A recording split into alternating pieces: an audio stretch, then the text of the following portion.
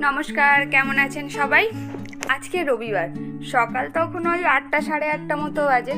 আর রবিবারের দিন কি টিফিন করবো এটা একটা চাপ থেকেই যায়। তাই সোপানকে বললাম যাও একটুখানি স্লাইড রুটি আনো আর আটা রুটিটাই নিয়ে এসো, তাহলে একটুখানি অ্যাসিড কম হবে। তো একটু রুটি আর একটু ঘুগনি, ওটা জ্যাম দিয়ে খাওয়া হয়েছিল, আর একটু চা, ওটা সকালের টিফিন। তারপরে ও বাজারে চলে গিয়েছিল, তো বলছিল একটুখানি মাংস নিয়ে আসবো। তো এখন শুনছি মুরগির মাংসের কী সব অসুখ হচ্ছে, তাই মুরগির মাংসটা নিয়ে আসলো না, গিয়ে একটুখানি মাটনই নিয়ে আসলো।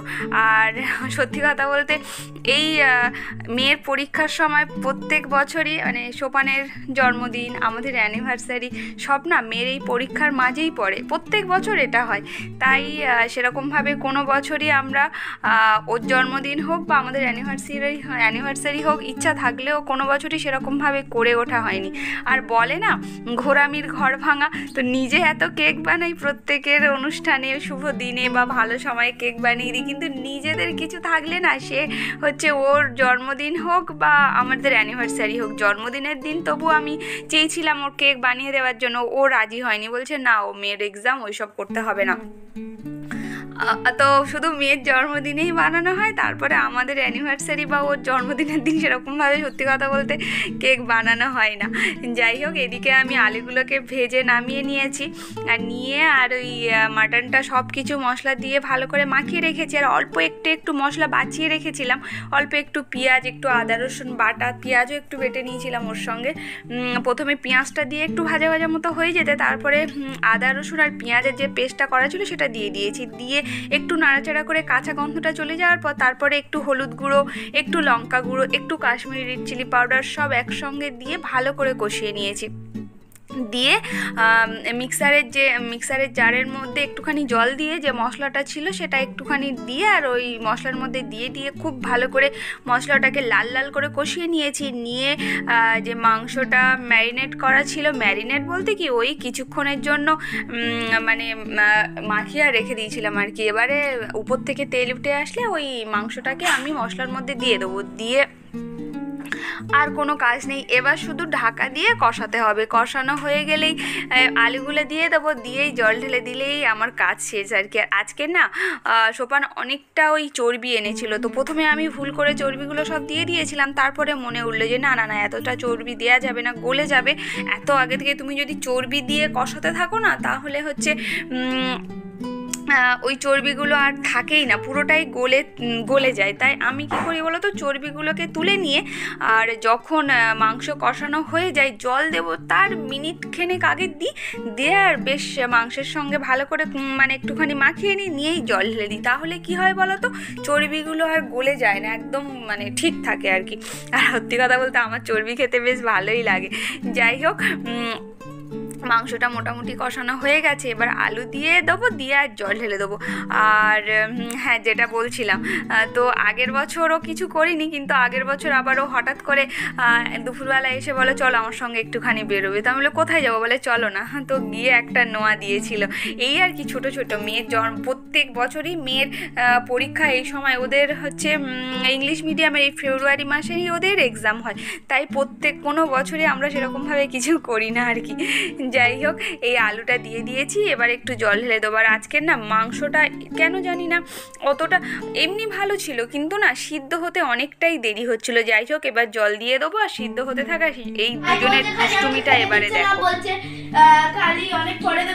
কে চলে গেছে দেখি, কে চলে গেছে দেখি, কে চলে গেছে দেখি, এটা কে, দেখি কে এটা, হ্যাঁ এটা কে চলে গেছে তাহলে,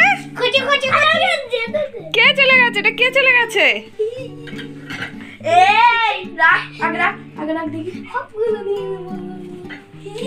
এই শুরু হয়ে গেল দুজনের মারামারি।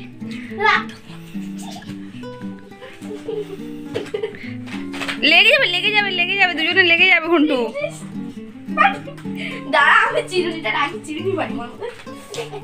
চুরি মারতে নি, শোনা মা মারবে না।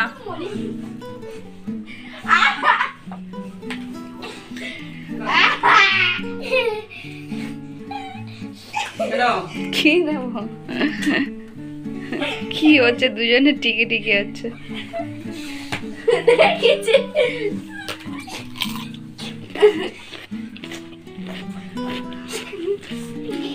দুপুরের কাজকর্ম মোটামুটি কমপ্লিট। আর আজকে যেহেতু রবিবার কাজ অনেক থাকে। ছুটির দিন হলে কি হবে, আমার মনে হয় যারা হাউসওয়াইফ রবিবার বা ছুটির দিনে কাজ সব থেকে বেশি থাকে। অন্য দিন অফিস স্কুলের তাড়া থেকে তাড়াতাড়ি দেখবে সব কাজ শেষ হয়ে যায়, কিন্তু এই রবিবার কাজ শেষ হতেই চায় না। এখন প্রায় 1টা বেজে গেছে, আমার এখনও মাংস ফুটছে। তো মোটামুটি অন্য রান্নাগুলো সব হয়ে গেছে, শুধু মাংসটাতে জল দিয়েছি, ওটা সিদ্ধ হোক ততক্ষণ। এদিকে মেয়েকেও স্নান করিয়ে দিই, মানে মেয়ে স্নান করে নিয়েছে আর ঘন্টুকে স্নান করিয়ে দিয়েছে, ওরা 2 ভাই বোন স্নান করে নিয়েছে। আর আমি এদিকে সমস্ত কাজ আবার সেরে নিয়েছি। আর ঘরে থাকলে যে কতবার করে বিছানা পরিষ্কার করতে হয়, সকালে একবার বিছানা পরিষ্কার করলাম, আবার দেখো বিছানার অবস্থা। ও এই ঘরে আজকে পড়তে বসেছিল, বললাম ওই ঘরে পড়তে বস, বললো না আমি আজকে এই ঘরে পড়তে বসবো। তো ওর বাবা ওই ঘরে মিটিং হচ্ছিল, ওর বাবা ওই ঘরে মিটিং করছিল, তাই ও এই ঘরে পড়তে বসেছে। আর তা বিছানাটা আরেকবার ভালো করে পরিষ্কার করে নিই। আর এদিকে সোফা টোপারও অবস্থা খারাপ করে দিয়েছিল, সোফাটাকেও ভালো করে পরিষ্কার করলাম, আবার একবার ঘরটা ঝাড় দিলাম। আর সেগুলো কোনো কিছুই তোমাদের সঙ্গে শেয়ার করে উঠতে পারিনি আর কি। আর আমি এবারে যাব, স্নানটা করব, মাংসটা ততক্ষণ ফুটুক, সিদ্ধ হোক, কারণ খাসির মাংস তো সিদ্ধ হতে একটু দেরি হয়। আমাদের বাড়িতে না একটু ভালো করে সিদ্ধ না হলে, কুকারের মাংস কেউ খাবে না, কড়াইয়ে ভালো করে সিদ্ধ করতে হয়। তো ওটা ওরকম বসানো থাক, এখন আর রান্নাঘর পরিষ্কার করব না, একেবারে স্নান করে খাওয়া দাওয়া করে, মানে ঠাকুর পুজো দিয়ে খাওয়া দাওয়া করে তারপরে পুরো রান্নাঘর ভালো করে পরিষ্কার করে নেবো। চলো আবার পরে তোমাদের সঙ্গে কথা বলছি, স্নানটা করে আসি। এদিকে আমার স্নান করা হয়ে গিয়েছে আর ঠাকুর ঘরে পুজো দিতে চলে এসেছি। আর ওদিকে মাটনটা হচ্ছিল, বললাম না আজকের মাটনটা অতটা ভালো ছিল না, মানে কেন জানি না, মাটনটা সিদ্ধ হতেই চাইছিল না, অনেকটা সময় লেগে যাচ্ছিল। পরে মনে হচ্ছিল যে কুকারে দিলেই ভালো হয়। তো আমাদের না ওই কুকারে দিলে মাটন অতটা কেউ পছন্দ করে না, ওই কড়াইয়েই সবাই পছন্দ করে, তাই কড়াইয়ে দিয়েই ফোটাই। তো যাই হোক, অনেকটা সময় পর তারপরে হচ্ছে মাটনটা একটু সিদ্ধ হলো। আর তখনও আমি যখন পুজো দিচ্ছি তখনও মাটনটা মানে বসানো আর কি আছে। আর দেখো এই যে আমি না এই প্রদীপের মধ্যে এইবার এই প্রদীপটা কিনেছি না, কেন জানি না, শুধু প্রদীপের না বুকটা জ্বলে যায়। তো আমাদের যে ঠাকুরমশাই পুজো করে, ওই ঠাকুরমশাই বলেছিল, মা তুই একটা কাজ করবি, ওই প্রদীপের মুখে 1 টাকা একটা কয়েন এরকমভাবে দিয়ে রাখবি, তাহলে দেখবি প্রদীপের আর ওই বুকটা জ্বলবে না, পোলতেটা পুরোটা জ্বলে যাবে না। ওই তারপর থেকেই আমি প্রদীপের মধ্যেও 1 টাকাও রেখে দিই, মানে পোলতের সামনেটাই রেখে দিই, তারপরে দেখি আর প্রদীপটা জ্বলে না। এবার আজকের কিছুদিন ধরেই ভাবছি মা লক্ষ্মী শাড়িটা চেঞ্জ করব, কিন্তু সত্যি কথা বলতে আর হয়েই উঠছে না। তো আজকে তো অনেকটাই দেরি হয়ে গেছে, পুজো দিতে প্রায় 2টো বেজে গেছে, 2টো, হ্যাঁ প্রায় 1:30-2টো বেজে গেছে পুজো দিতে। আর এই আমি বলি না আমার সকাল বিকাল ধুনোটা দিতে খুব ভালো লাগে, তাই ওই যে আগের দিন গুঁড়ো করে রেখেছিলাম ধুনোটা, এই একটু গুঁড়ো করা থাকলে কি বলো তো আর ঝামেলা হয় না।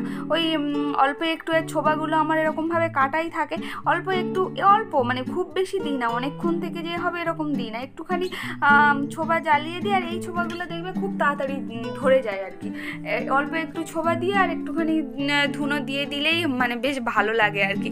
যাই হোক, আর এদিকে আমি এবারে প্রদীপটাও সাজিয়ে রাখবো, কারণ না এটা আমি আমার শ্বশুরবাড়িতে যখন থাকতাম আমার শাশুড়ি মাকে দেখতাম যে এই প্রদীপটা সাজিয়ে রাখে, তো আমারও সেই অভ্যেসটা হয়ে গিয়েছিল। আর এখন মেয়েও বড় হয়েছে, মানে প্রদীপটা সাজিয়ে রাখলে কি বলো তো অনেকটা সুবিধা হয় সন্ধ্যাবেলা।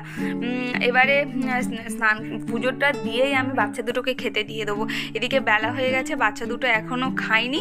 আর এদিকে পুজো দেওয়া হয়ে গেছে, শুধু ধুনোটা একটু চারদিকে দিয়ে দেবো, দিয়েই আমি বাচ্চাগুলোকে খেতে দিয়ে দেবো। যাই হোক, আজকের ভিডিওটা তাহলে এই পর্যন্ত। সবাই ভালো থাকবেন, সুস্থ থাকবেন, আর সবাইকে ভালো রাখবেন। দেখা হচ্ছে কাল। আর যারা আমার এই ভিডিও ইউটিউব থেকে দেখছেন, যদি নতুন বন্ধু হয় প্লিজ সাবস্ক্রাইব করে দেবেন। আর যারা আমার এই ভিডিও ফেসবুক থেকে দেখছেন, যদি ফলো করা না থাকে প্লিজ ফলো করে দেবেন। আর যদি ভালো লাগে তাহলে মানে ভিডিওটা ছেড়ে যাওয়ার আগে প্লিজ একটা লাইক কমেন্ট শেয়ার করে দিয়ে যাবেন।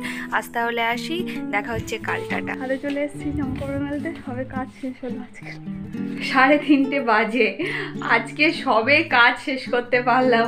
বাবা ছুটির দিনে যদিও এতটা দেরি হতো না, ঘন্টুকে খাইয়ে বোনের কাছে বাড়িতে দিতে গিয়েছিলাম, দিতে গিয়ে ওর সঙ্গে একটু বসে গল্প করছিলাম।